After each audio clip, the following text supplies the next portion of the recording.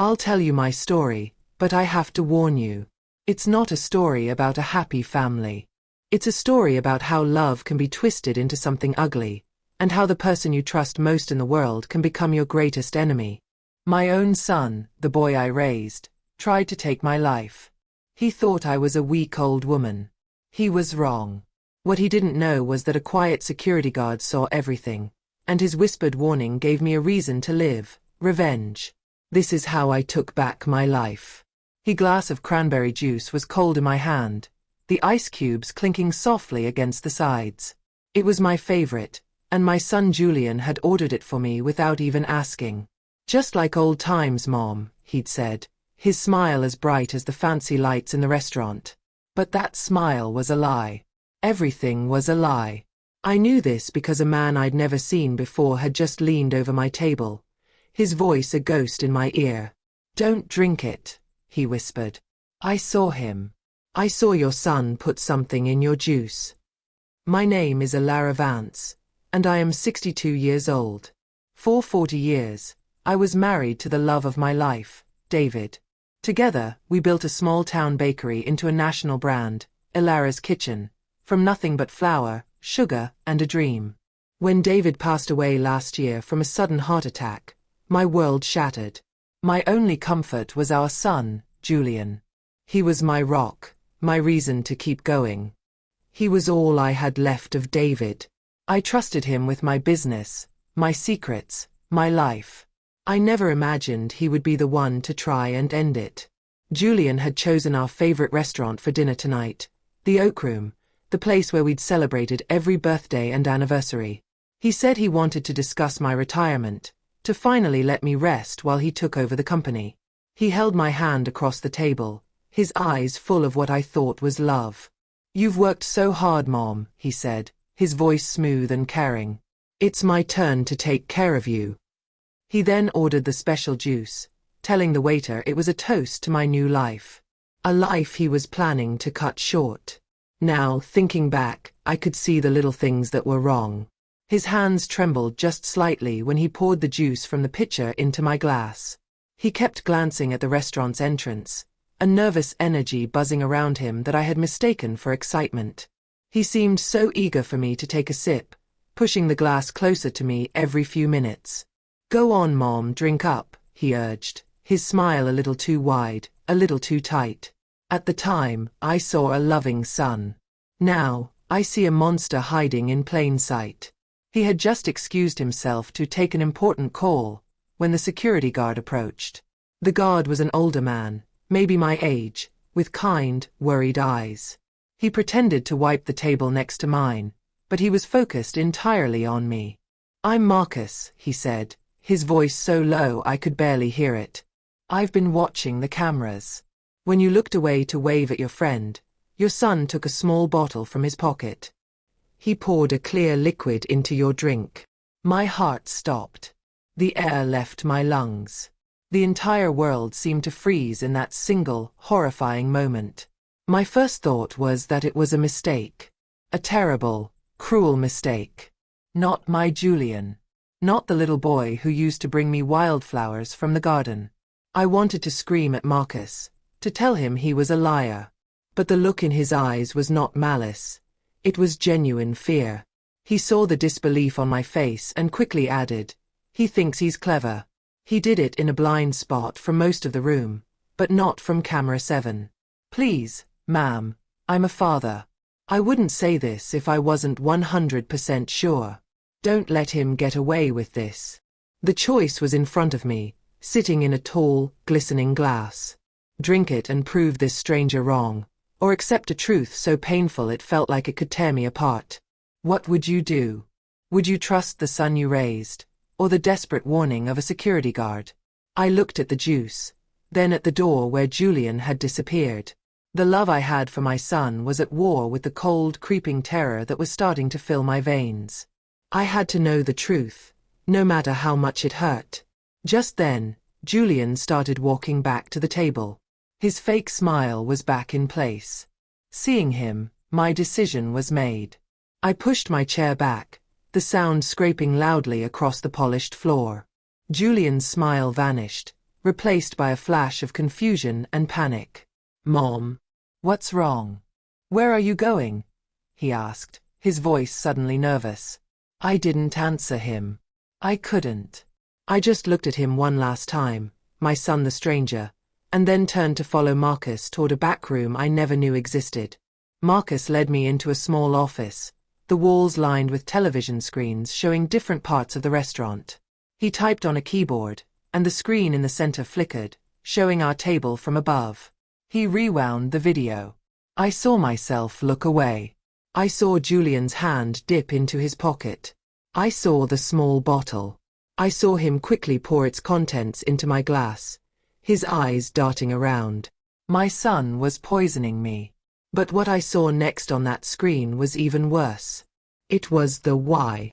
And that was the secret that would fuel my revenge. The story of how I uncovered my son's dark world has only just begun.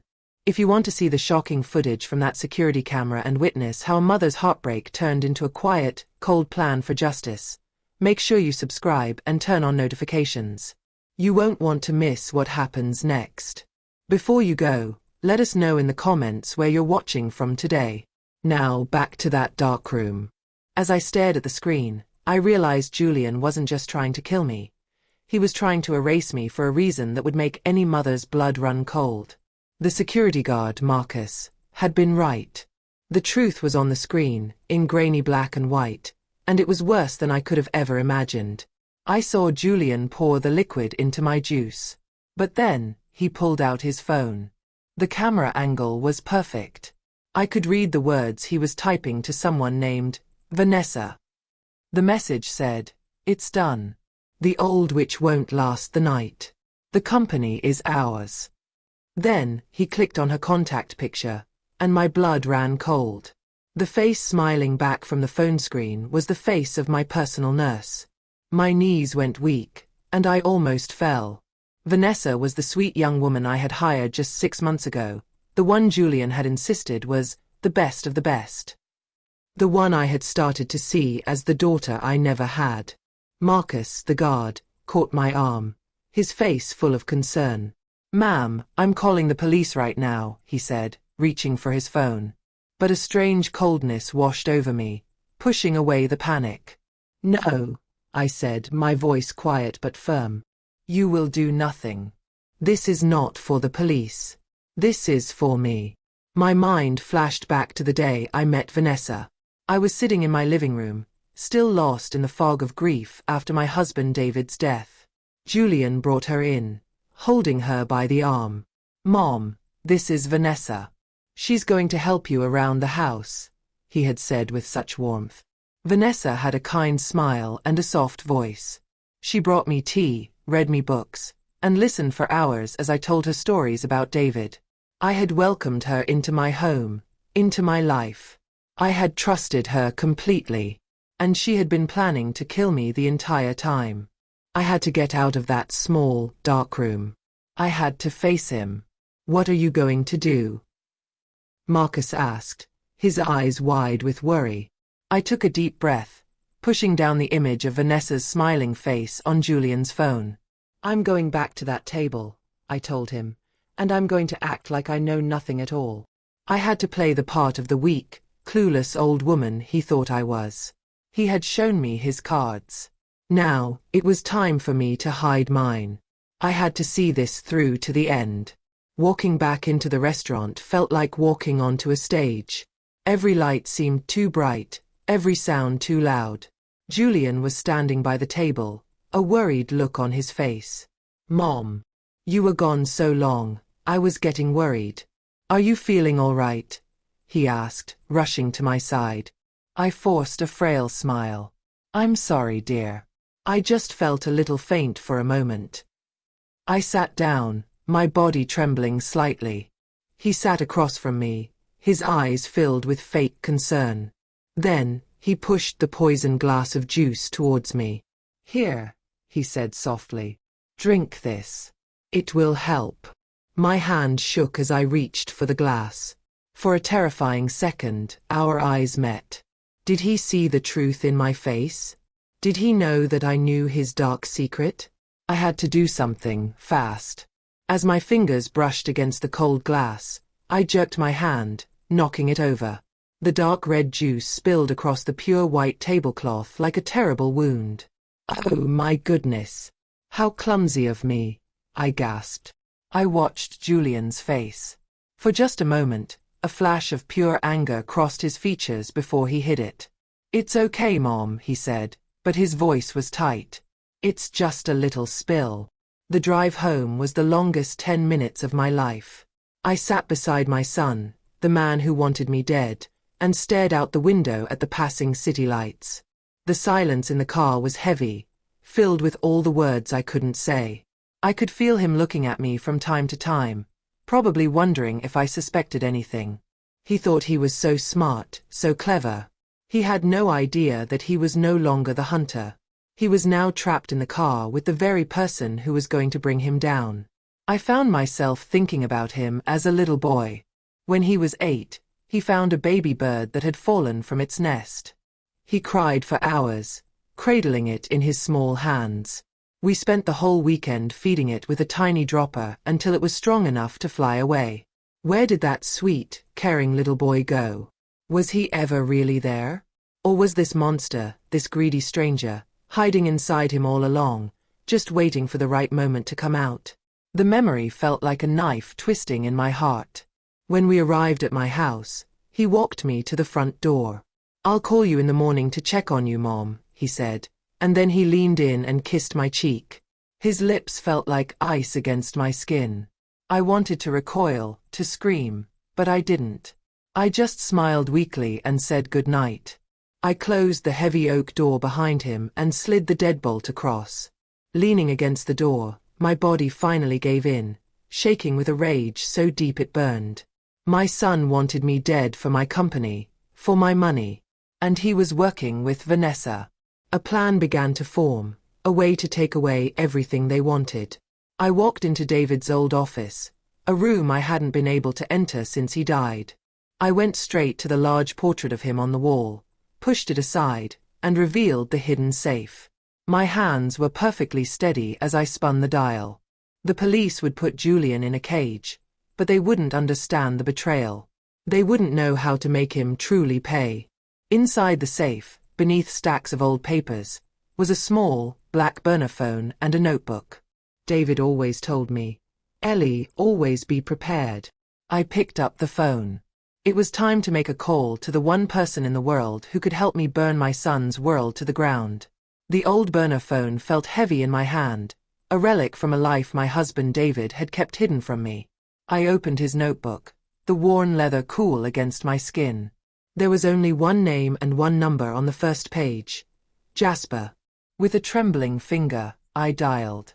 It rang twice before a man's voice, rough like gravel, answered with a simple, "Yeah." I hesitated, my own voice catching in my throat. "Jasper. It's Elara, David's wife." There was a long silence on the other end of the line before he finally spoke again. "Elara. It's been a long time." Jasper was my husband's younger brother, a ghost from a past Julian didn't even know existed. The two brothers had been inseparable until their father died, leaving them the family construction business. David wanted to build it into an empire. Jasper wanted a simple life. The fight was so bitter that Jasper walked away from it all, disappearing and cutting off all contact. David had told me he'd died years ago. It was a lie to protect our son from the family feud. But David had secretly kept his number, just in case the world came crashing down. And now it had. I told Jasper everything. The restaurant, the juice, the security footage, and the face on Julian's phone. I spoke without crying, my voice cold and empty. He listened without saying a word. When I finished, the silence on the line was heavy. "David always said the boy had a streak of greed in him," Jasper finally said, his voice flat and hard. "He gets it from our father." "Okay. Elara. We can't move on Julian until we know who he's in bed with. Tell me everything you know about this woman, Vanessa. We start with her." The next morning, my personal phone rang. It was Julian. "Morning, Mom. How are you feeling today?" he asked, his voice dripping with fake sweetness. I took a deep breath and began my performance. "Oh, Julian, I'm just so exhausted," I said, making my voice sound weak and old. "I had a terrible nightmare about your father. It felt so real. He was trying to warn me about something." I let my words hang in the air, a small seed of fear planted in his mind. I needed him to think I was losing my grip, becoming a frail, paranoid old woman. He was quiet for a moment too long. "You're just grieving, Mom. It's normal," he said, a little too quickly. "Don't you worry. I'll have Vanessa come over later this afternoon with some of her special herbal tea.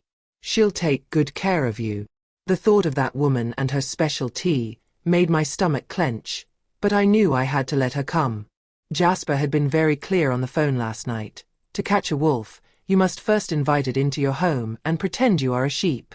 Following Jasper's first instruction, I went back into David's office. "Look for a fountain pen on his desk," Jasper had told me.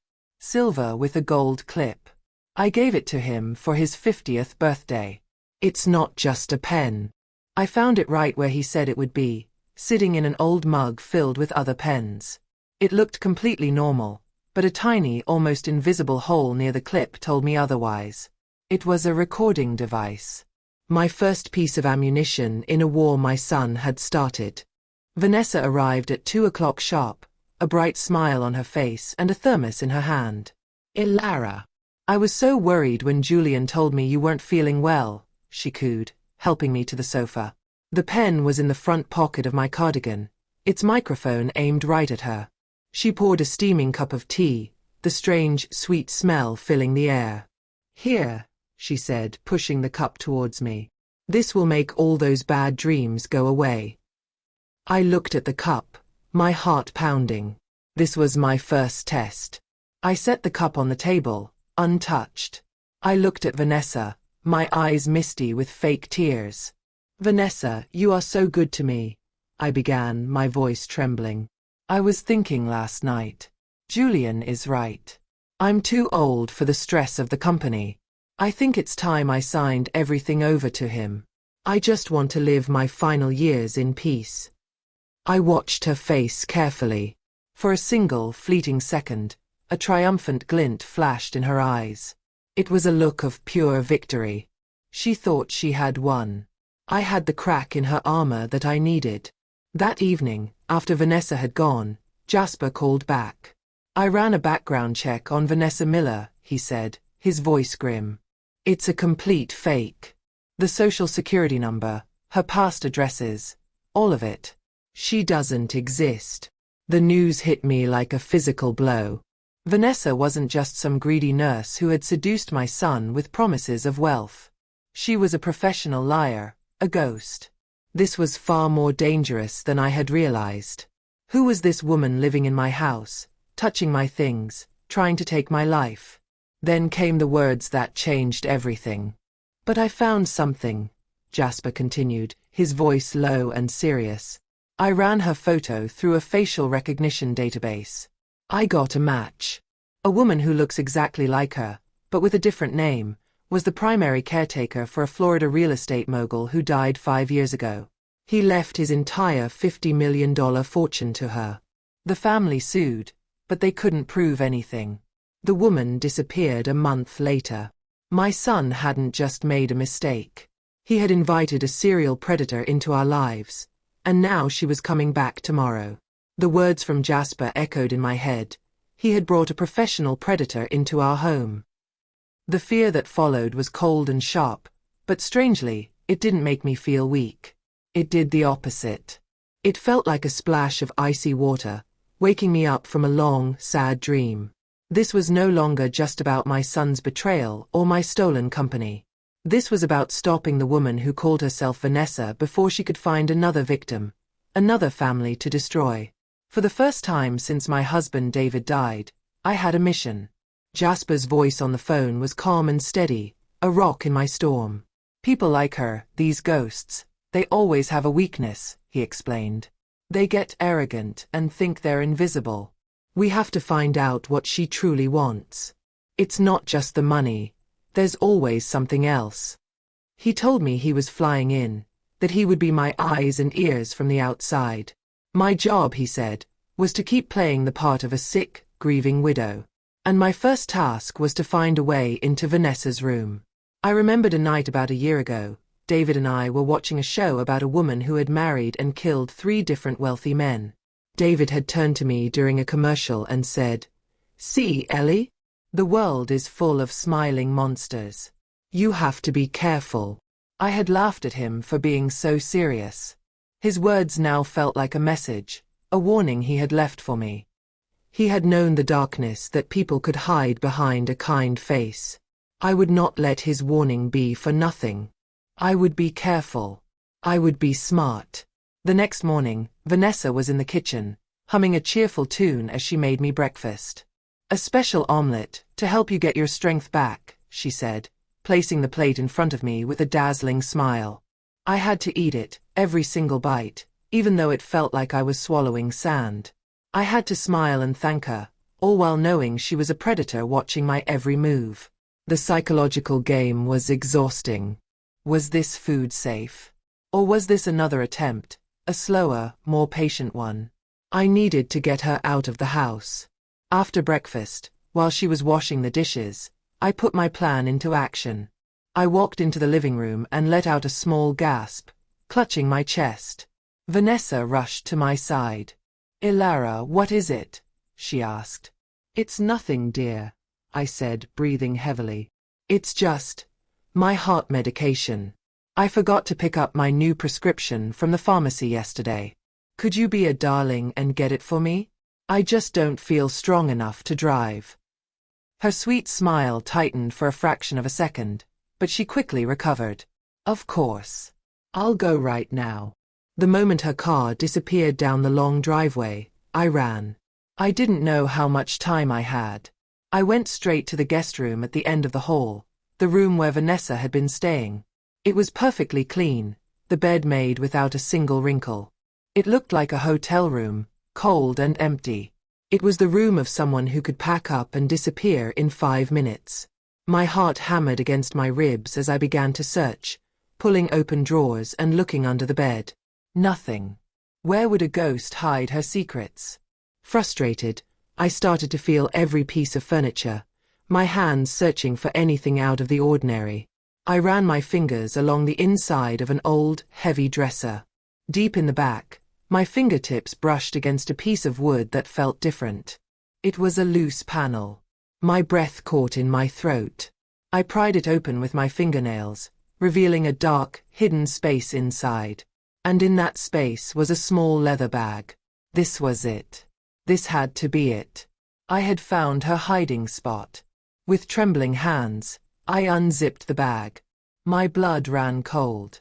Inside were 4 different passports, each with Vanessa's picture but with a different name. 1 from Canada, 1 from England, and 2 from the United States. Beneath the passports were stacks of cash and a row of small, clear vials filled with liquid. One of the vials was half empty. It was her kill kit. She had done this before, many times. This woman wasn't just a con artist. She was a monster.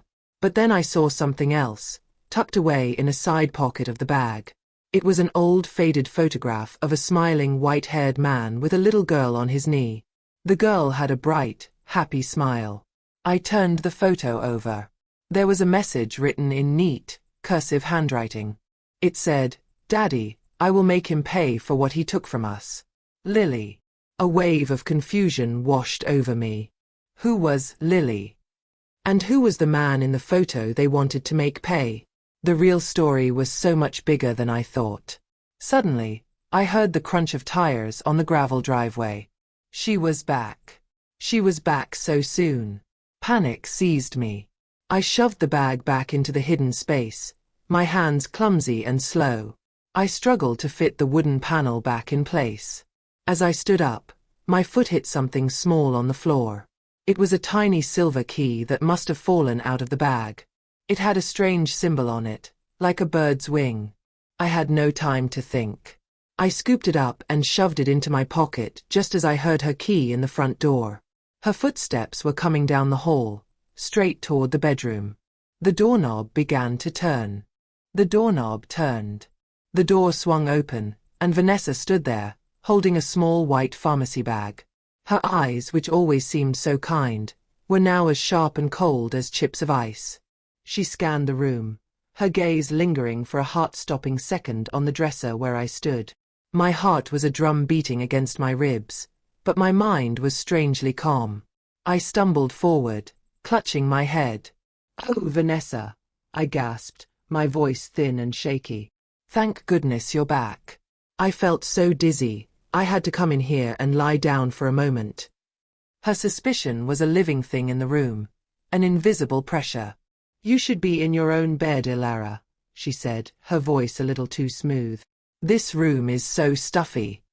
She took my arm, her grip surprisingly strong, and led me out of the room. Her touch felt like a spider crawling on my skin. I knew she didn't fully believe me. I had escaped, but she was now on high alert. The game had just become infinitely more dangerous. The tiny silver key in my pocket felt as heavy as a stone, a secret she would kill to protect. That night, I drove to a small, run-down motel on the other side of town. Jasper had arrived. Seeing him was like seeing a ghost of my husband. He had David's eyes, but they were harder, colder. I told him everything I had found, showing him the picture I'd taken of the passports and the strange little key. He turned the key over in his calloused fingers. "This symbol," he said, his voice a low rumble. "It's from a private company called Argent Vaults. She has a high-security deposit box. Whatever she's hiding, it's important." The mystery of who she was only grew deeper. Jasper's face was set like stone as he laid out the next part of our plan. "Locating the exact vault will take me a day or two," he said. "In the meantime, you have the harder job. You need to get closer to Julian. You need to find out how much he really knows about this woman.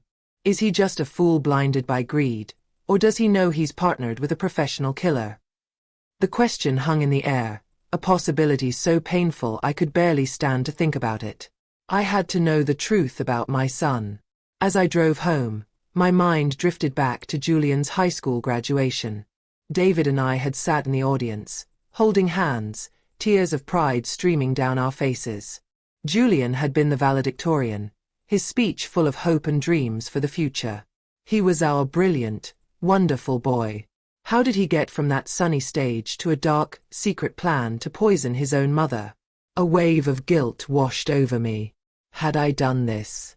Had I failed him as a parent after David was gone? The next morning, I picked up the phone to make the most difficult call of my life. I had to set the bait. When Julian answered, I put all the weakness and love I could find into my voice. "Julian, honey," I began, "I've been doing a lot of thinking. I want to have a special dinner this Saturday. Just us and Vanessa. A celebration, for my retirement and for you officially taking over Elara's kitchen." I was inviting the two people who tried to kill me into my home for a party. I had to see them together. His response was immediate, and it broke what was left of my heart. "Mom, that's a fantastic idea," he exclaimed, the greed and excitement obvious in his voice. "We'd love to. It's about time we made it all official." He was so sure he had already won. He was a shark smelling blood in the water, swimming eagerly towards the cage. He thought this dinner was his victory party. He had no idea it was a trap, and I was the one holding the key. That afternoon, I began going through David's old files in his office, searching for anything that could help me. I wasn't even sure what I was looking for. I opened a drawer labeled Old Projects, and my eyes fell on a folder marked Florida Expansion, Cancelled. Inside were notes from a business trip David had taken 5 years ago. He had been looking to partner with a wealthy developer. As I flipped through the pages, a photograph slid out. My blood turned to ice. It was the man from the picture in Vanessa's bag. My hands shook as I read David's notes. He had met with this man, this developer, but had walked away from the deal. His final note on the project was scrawled in his familiar handwriting. "Something is wrong with this man. His family life is a disaster.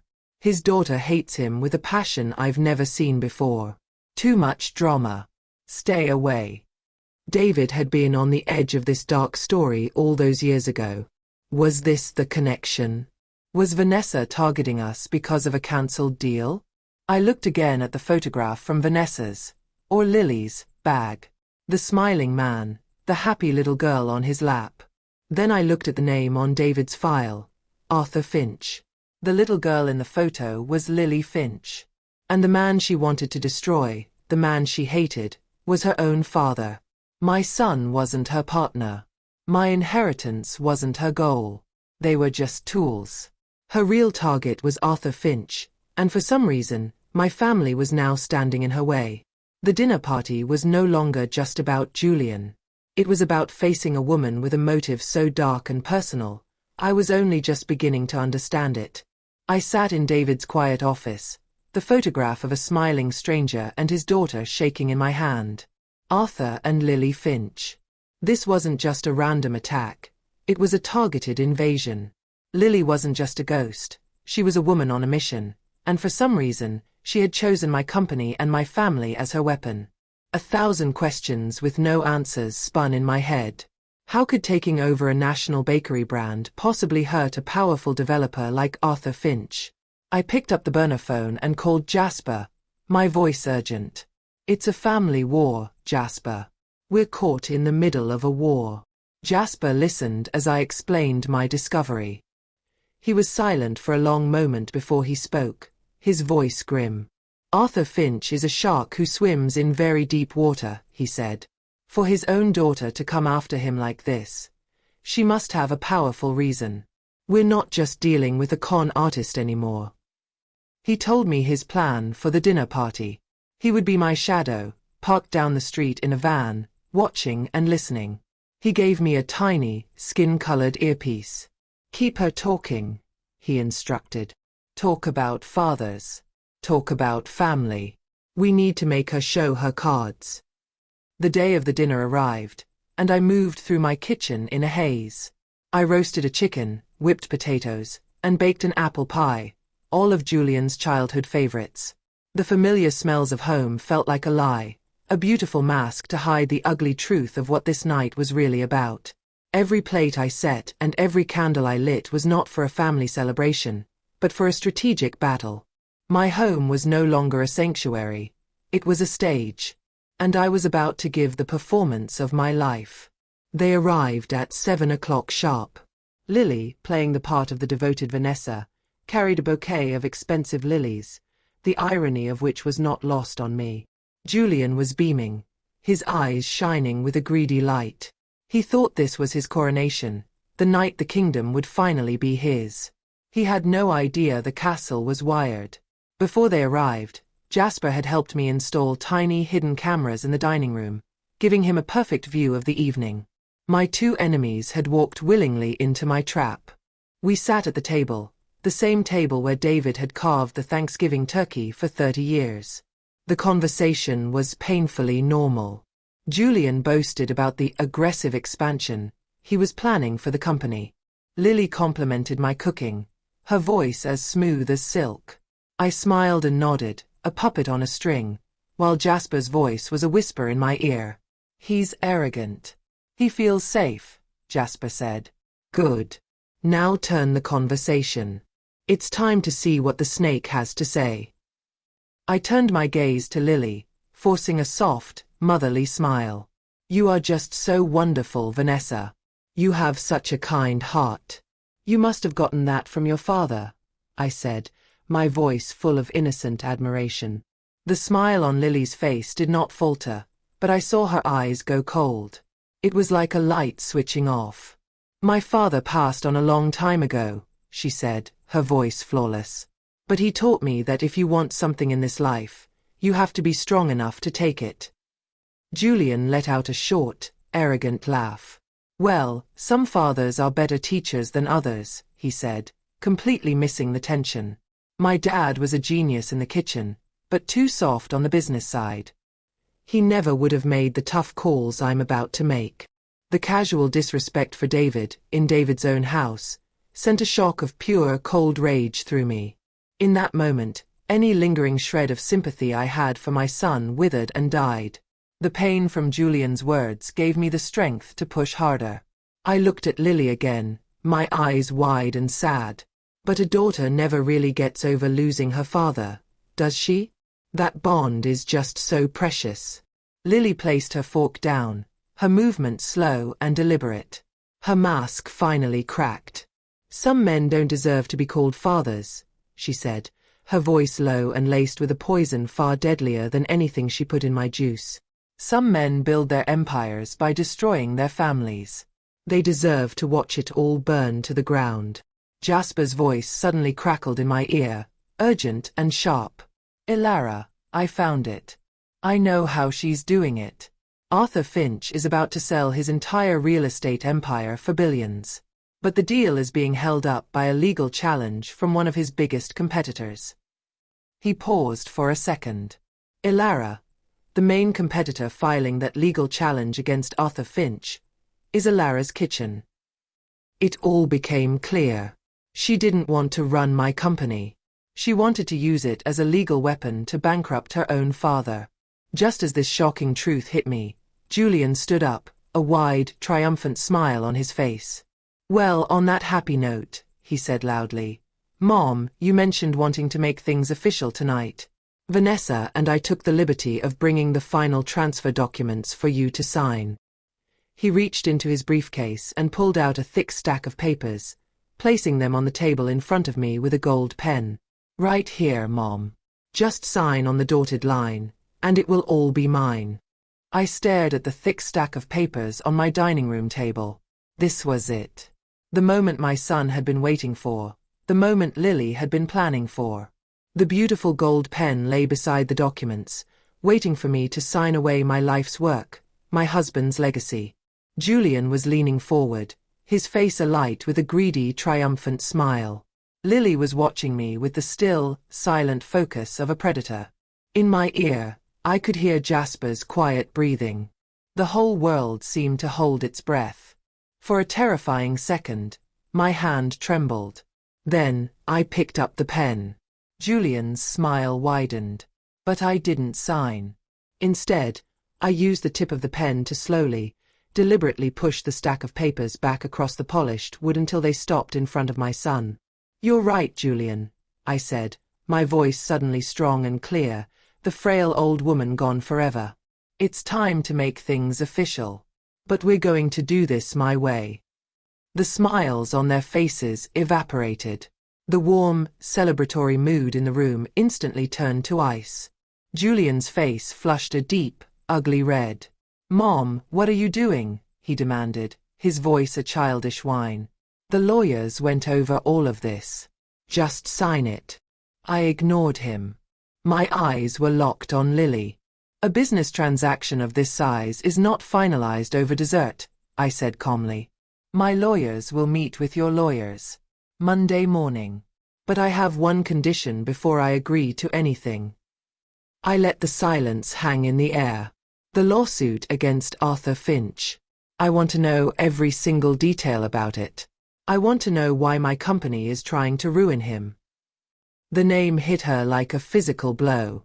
The mask of sweet, caring Vanessa didn't just crack, it was completely destroyed. For a split second, I saw the real woman beneath, and her eyes were filled with a rage so pure it was terrifying. Julian just looked lost. Arthur Finch? Who is Arthur Finch? He stammered, looking back and forth between us. What does some ancient lawsuit have to do with my inheritance? Lily composed herself instantly, her face becoming a cold, unreadable shield. It's a minor business dispute your father was involved in years ago, she said smoothly. Your mother is just confused. I am not confused, I said, my voice cutting through her lie. My gaze never left her face. My husband was a brilliant man. He never picked a fight he wasn't prepared to win. I will not hand over the weapon he created until I understand the war we are in. By using the words weapon and war, I was sending her a clear message. I know what you're doing. The game had changed. The power in the room had shifted, and for the first time, she was no longer the only one in control. My mind suddenly flashed back to an evening years ago. David had come home from his trip to Florida, angry and disgusted. That man, Arthur Finch, he had vented, pacing the living room. He's a thief in $1,000 suit. He bullied his own wife's family, a small local bakery, and stole their most famous recipe patent. He drove them into bankruptcy just for a pie recipe. It all made sense now. Elara's kitchen wasn't the aggressor. David had been using our company's legal power to defend a small family business from a monster. The rest of the dinner was a tense, silent disaster. Julian pouted like a child who'd had his favorite toy taken away. Lily said nothing, but I could feel her eyes on me, her mind racing, recalculating, seeing me as a threat for the very first time. They left quickly. The moment the front door clicked shut, my body started to shake, the adrenaline finally leaving me. Jasper's voice came through my earpiece, filled with a respect I hadn't heard before. "You did it, Elara. You looked the devil in the eye and didn't blink. She knows she's in a fight now." Jasper came to the house and we watched the footage from the hidden cameras. We watched Lily's face twist with hatred at the mention of her father's name. "That's not just about business," Jasper said, his eyes narrowed. "That's personal." He then told me he had located the Argent Vault. It was in a private, high-security building downtown. The small, silver key in my pocket felt heavier than ever. It was the key to unlocking Lily's past, but getting into a vault registered to a ghost seemed impossible. The next morning, my phone buzzed with a text from an unknown number. My heart skipped a beat when I read the words. "You think you are clever, old woman. You have no idea the game you are playing.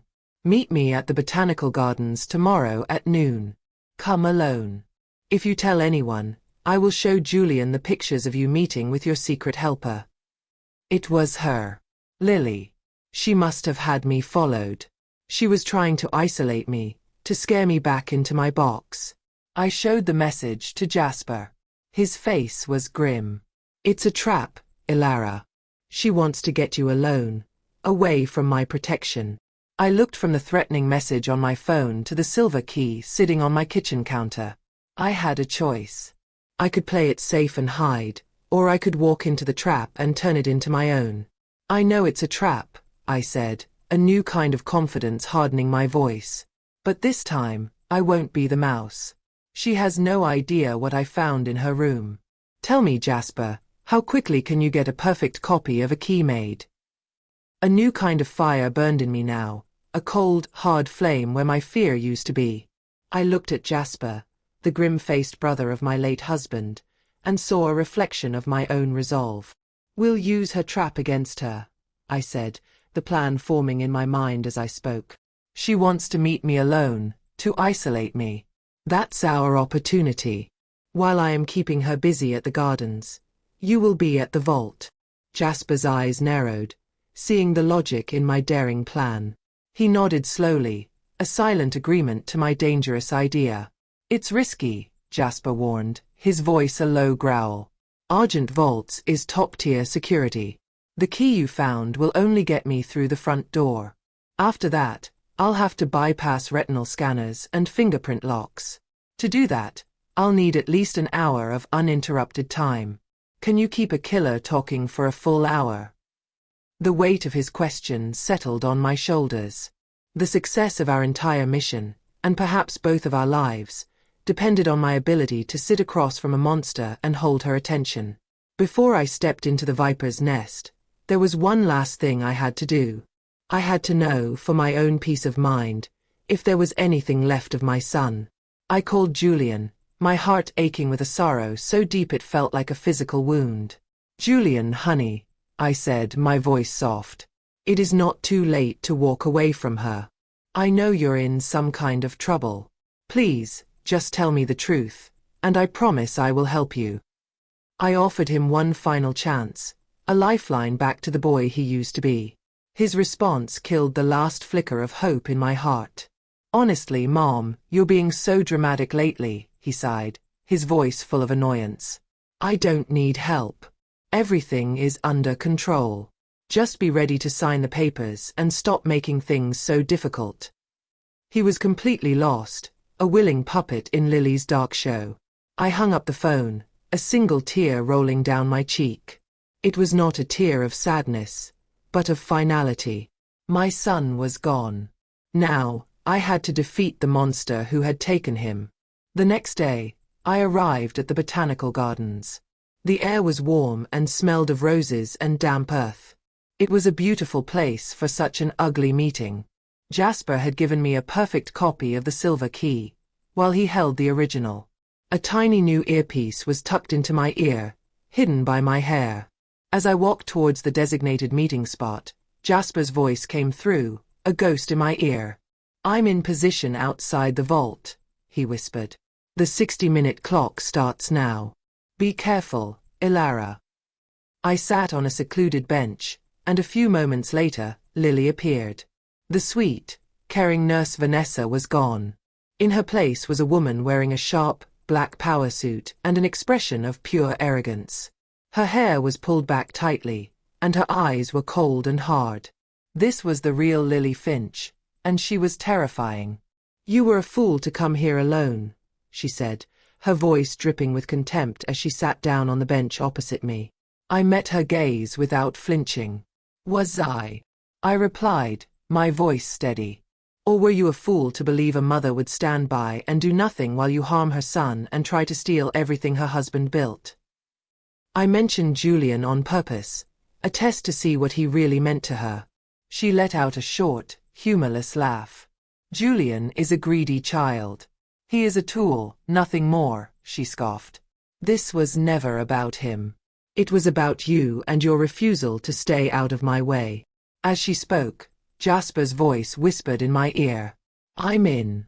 Past the first security desk.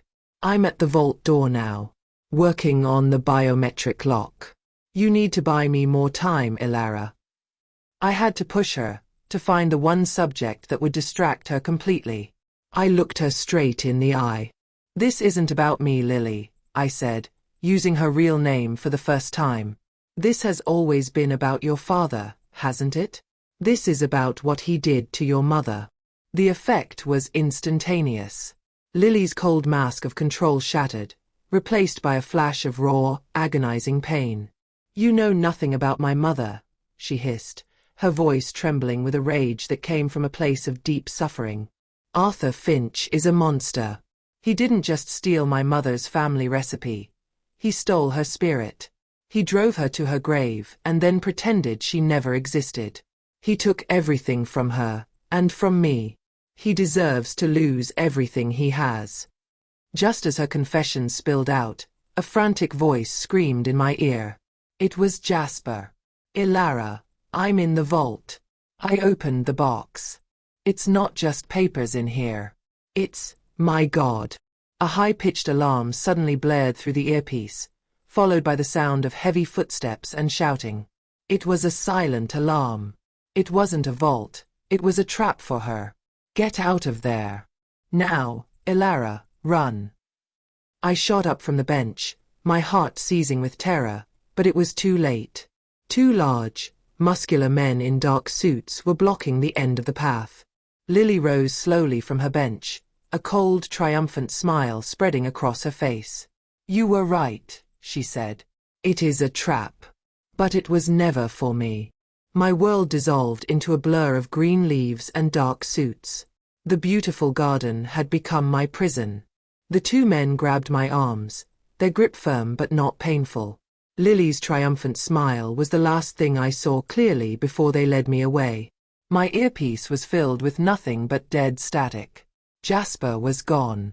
I was alone. "You really thought you could outsmart me," Lily said, walking beside me, her voice dripping with scorn. "Sending your little spy into my trap. You have no idea how many steps ahead of you I am."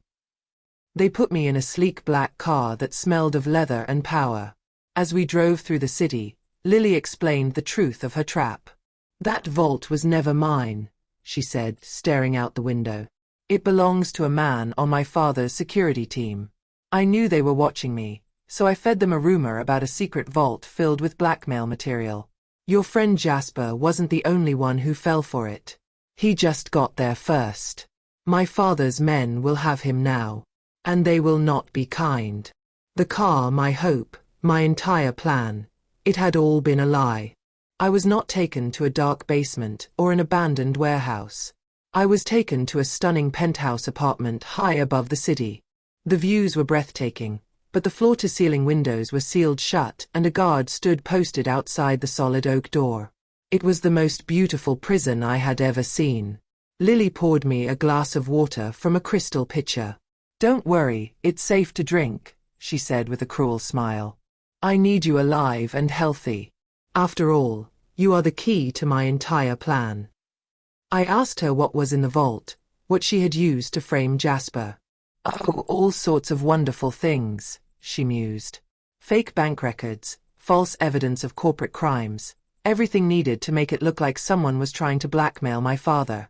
But the best part was a typed confession, admitting to the blackmail attempt. The moment your friend picked it up, his fingerprints made him a felon. He didn't just get caught trespassing, Elara. He was caught in the middle of committing a serious crime. He'll be gone for a very, very long time." A fire of pure hatred burned through my fear. "And what about Julian?" I asked, my voice shaking with rage. "Does my son know that this is who you are? A monster who frames innocent people?" Lily just shrugged, as if I were talking about the weather. "Julian knows that he is about to become a very wealthy man. He is smart enough not to ask questions about how it happens. You raised a survivor, you should be proud." Her words were a dagger, twisting in the deepest wound in my heart. Lily left me there, alone with my despair. I was a prisoner. I had failed David, and I had failed Jasper. I paced the luxurious room, looking for any way out, any weakness. My eyes landed on a large bookshelf filled with classic novels. It seemed so out of place in Lily's cold modern world. Then I saw it. Tucked between two books, almost invisible, was the tiny blinking red light of a hidden camera. My heart leaped into my throat. I was being watched. But by who? Was it Lily, monitoring her prisoner? Or was it someone else? I remembered what she said. The vault was bait for her father's security team. That meant Arthur Finch was actively spying on his own daughter. Could this camera be his? Was it possible I was a prisoner in Lily's cage, but being watched by her greatest enemy? I was trapped not just in a room, but in the crossfire between a father and a daughter at war. I couldn't risk trying to escape or disable the camera. I had to communicate, to send a message. Thinking of David and his love for old books, I walked to the shelf. I carefully pulled out 3 specific novels and arranged them side by side, their titles facing out. The first was Great Expectations. The second, The Woman in White. The third, A Tale of Two Cities. It was a long shot, a message in a bottle thrown into a vast ocean, but it was the only hope I had. Hours later, an agitated Lily returned to the penthouse. "My father is proving to be more difficult than I anticipated," she muttered, pacing the room like a caged tiger. She stopped and fixed her cold eyes on me. "We need to accelerate the timeline. You are going to make a phone call." She held out a smartphone. "You will call Julian. You will tell him you have reconsidered, and you are ready to sign the papers immediately. You will sound happy. If you try anything, your friend Jasper will suffer the consequences." I took the phone, my hand trembling. On the screen was Julian's smiling face from a family vacation years ago. I had to betray my own plan to save Jasper. Lily turned her back for just a moment to look out at the city lights. It was my only chance. My thumb flew across the screen, pressing a sequence of numbers David, a man who was always prepared for the worst, had programmed into my phone years ago. It was a silent command that would change everything about the call. I took a deep breath and pressed the dial button.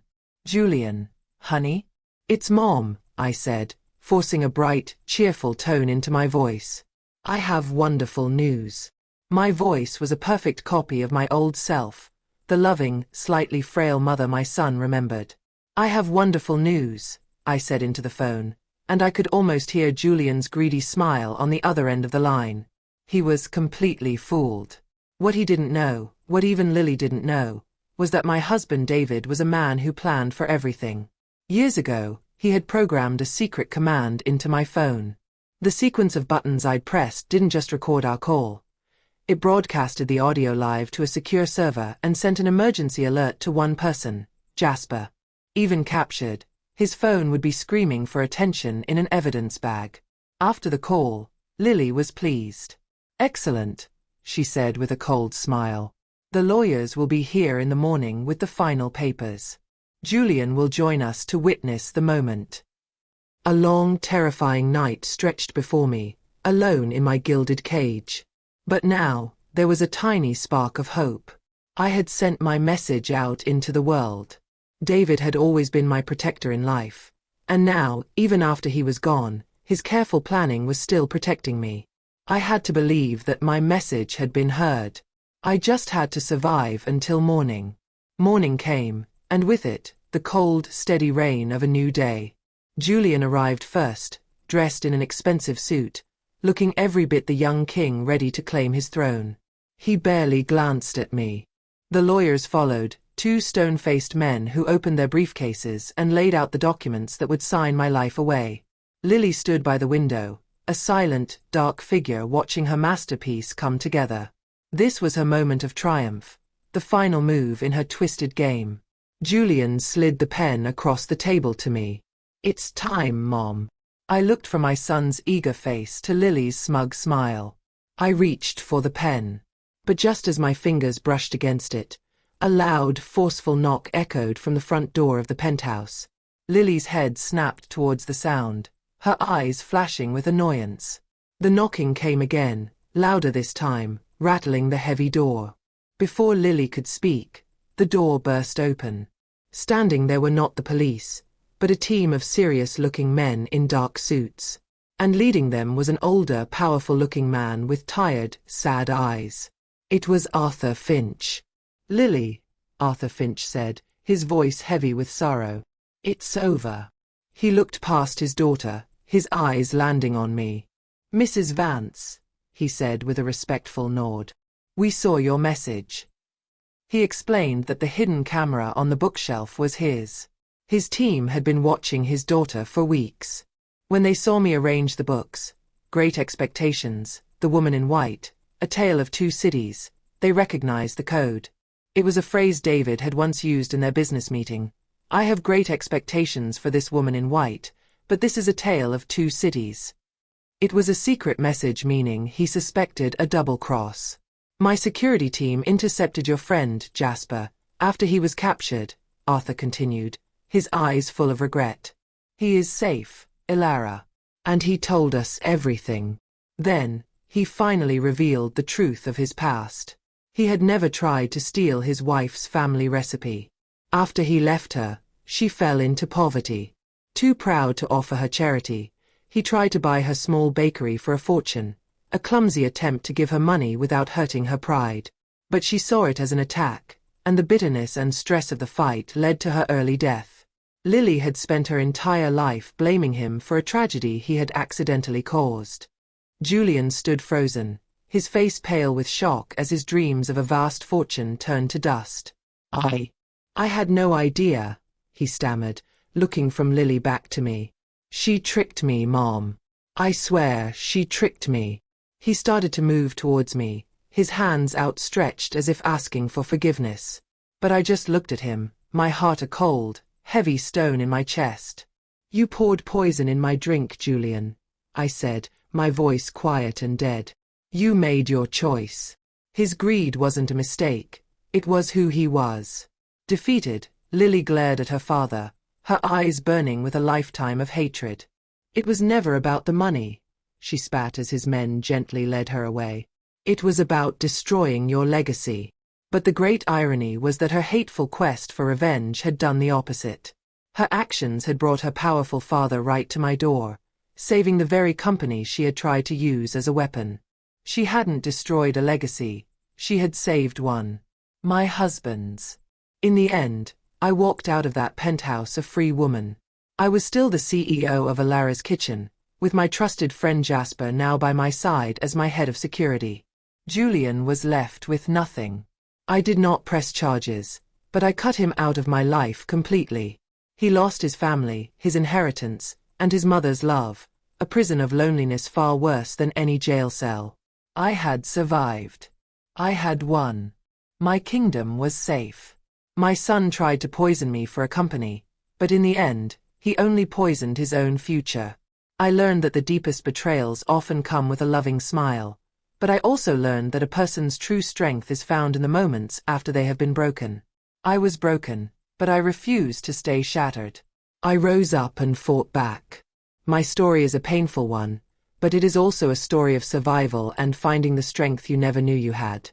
If you were inspired by this journey and believe in the power of fighting for what is right, please like this video, share it with your friends, and subscribe for more true stories of justice. Thank you for watching.